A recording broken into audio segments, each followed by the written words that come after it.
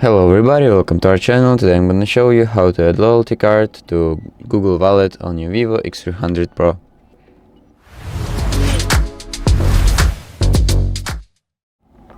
So first up, you'll need to make sure you already have installed your Google Wallet.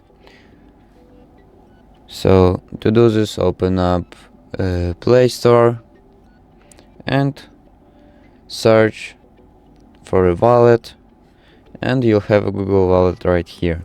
So click on install and wait for the app to install, then click open, view wallet, allow. So basically, to add a loyalty card, you'll need to click this button right here in the bottom right corner,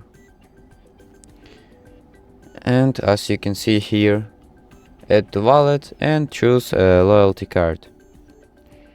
Then you can choose what loyalty card you want to add, from what store, for example Lego, and then you'll just need to scan the barcode of the card.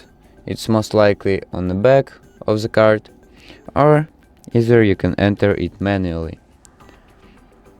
So that's it, thank you for watching and subscribe for more.